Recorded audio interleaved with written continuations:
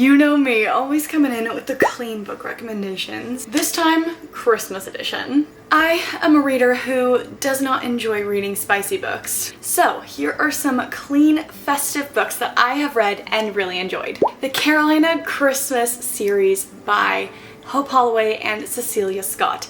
And this series follows triplet sisters who are all in very different stages of their life. They were born around Christmas. Many years ago, their parents tragically passed away right around that season. They were raised by their aunt who did everything she could to try to distract them from the season of Christmas. Now, the sisters are all grown up and they have received an invitation from their aunt to come spend the holiday season at the cabin that they have not been to since their parents were alive. You follow each sister as she finds her life changed deep in the Blue Ridge Mountains. This series is so fun to read. The family dynamics are so endearing, but also very real. Is it a little Hallmarky?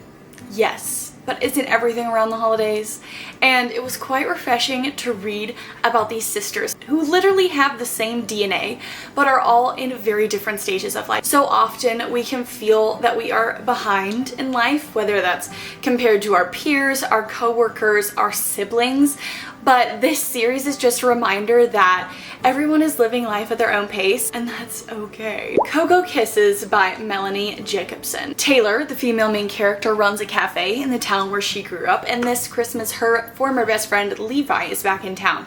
And they get tasked with going on a road trip to fetch some reindeer for the Christmas parade, and they get snowed in at a cabin. This is a novella in an interconnected standalone series, but obviously you don't have to read the rest of the series in order to be able to have fun reading this book. And despite this being a novella, Melanie Jacobson wrote these characters in such a way that I was able to believe in the romance by the end of it, which is a feat that some authors cannot even accomplish in a full-length novel. A Holly Jilly Christmas. Jilly works for a movie studio and she is out scouting for filming locations with her coworker Case when they have a vehicle malfunction and they are now stuck in this tiny little town that neither of them had ever heard of. What makes this tricky is that Jilly has had a very big crush on her coworker for a very long time, but she is under the impression that he does not like her and wants to steal her job. This is another cutie little novella, and I think because this book doesn't have spice in it, you're actually able to see the characters develop a relationship. The ending was a little bit out there though, but it's a Christmas book, so what exactly was I expecting? A Match Made at Christmas by Courtney Walsh. On the island of Nantucket, there is a story of a matchmaker who has been working for years pairing people up and creating opportunities for love to bloom. Now, despite growing up on the island, Hayes has never believed these stories until the matchmaker is going out of town and she recruits Hayes to take her place while she's gone. So of course he has to enlist his best friend Prudence to help him fulfill his Cupid duties. This one might be the most outlandish of my recommendations today, but the holidays is an excuse to be a little hokey. There's magic in the air, the spirit of the season, right? Christmas with a Crank by Courtney Walsh. If you took a Hallmark movie and put it on paper, you would get this book. Liam's family owns a Christmas tree farm,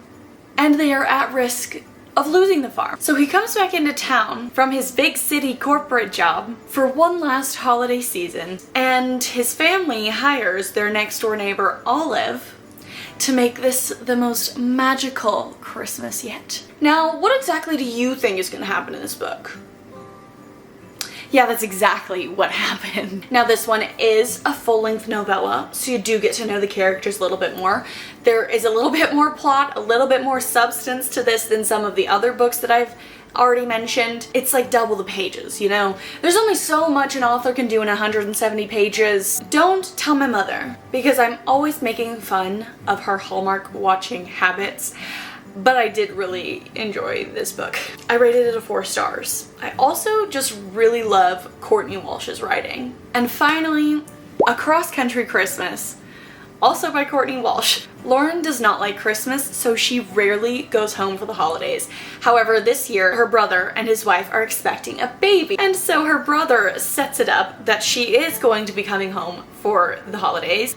And she's gonna get there by taking a days-long road trip with her brother's best friend. Except of course her brother doesn't know that she's had a crush on this boy for forever. This actually was the first Courtney Walsh book that I had ever read, and I was locked in the whole time. This book was so fun to read. I gave it a 4 stars, which I feel like is quite high for a holiday romance book.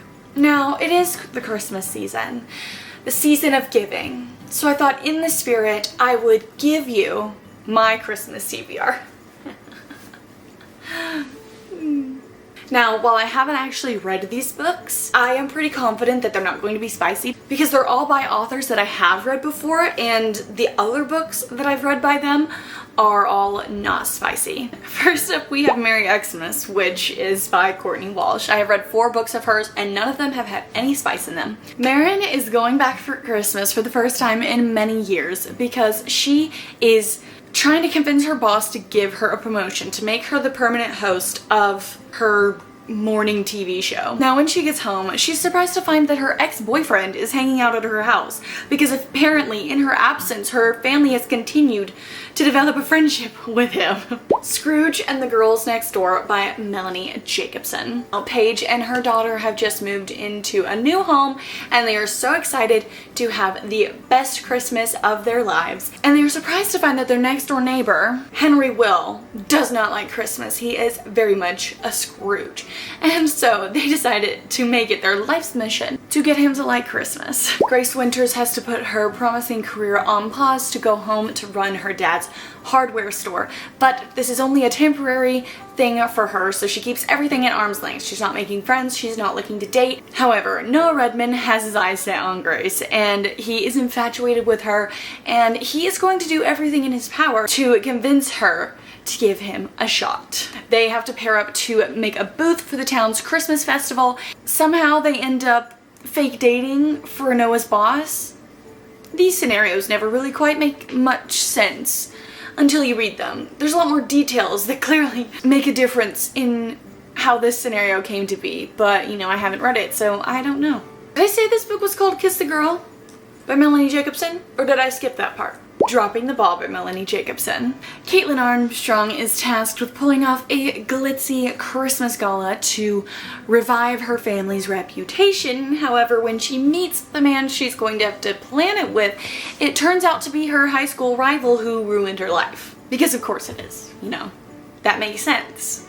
That happens all the time to people.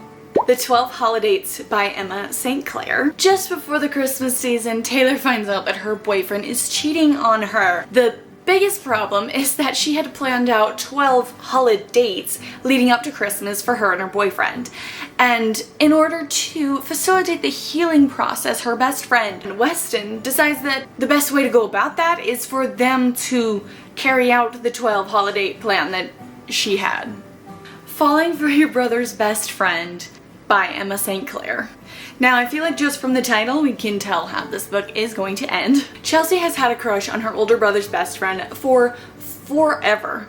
Of course, he doesn't feel that way about her, and her brother would never allow it. But what if something did happen? Then they find themselves sharing her brother's apartment while he's gone, and so there's a little bit of forced proximity situation that could potentially lead to something more. So that is my Christmas TBR. I'd love to get to some of these this Christmas season. You know, it's just super fun, lighthearted books to get you into the Christmassy spirit. Anyways, that is all I have for you guys today. If you enjoyed this video, please give it a thumbs up to let me know that you enjoy this type of content. Comment down below any clean Christmas book recs you have, or any books that you're super excited to get to this holiday season, and subscribe to my channel for more bookish content in the future. I hope you have a lovely rest of your week, and I will see you guys next time. Bye!